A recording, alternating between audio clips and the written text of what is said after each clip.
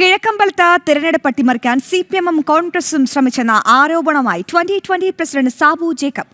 2020 ഇല്ലാതാക്കാൻ പ്രതിപക്ഷ നേതാവടക്കം ഗൂഢാലോചന നടത്തിയെന്നും സാബു ജേക്കബ് ആരോപിച്ചു. ഇരു പാർട്ടികളെയും നിയന്ത്രിക്കുന്നത് MLA PV ശ്രീനിജനാണെന്നും സാബു ജേക്കബ് പറഞ്ഞു. അതേസമയം വികസനം സംബന്ധിച്ച് സാബു ജേക്കബുമായി പരസ്യ സംവാദത്തിന് തയ്യാറാണെന്ന് PV ശ്രീനിജനും പ്രതികരിച്ചു.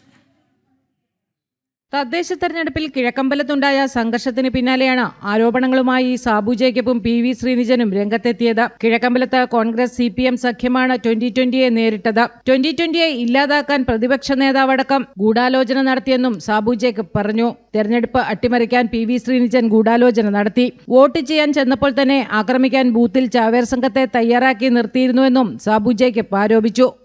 ഏതാണ്ട് 2 മാസമായിട്ട് CPM-ന്റെ നേതൃത്വവും കോൺഗ്രസിൻ്റെ നേതൃത്വവും, അതായത് പ്രതിപക്ഷ നേതാവ് അടക്കം ഒരു വലിയൊരു ഗൂഢാലോചനയാണ് ഇക്കാര്യത്തിൽ നടത്തിയത്.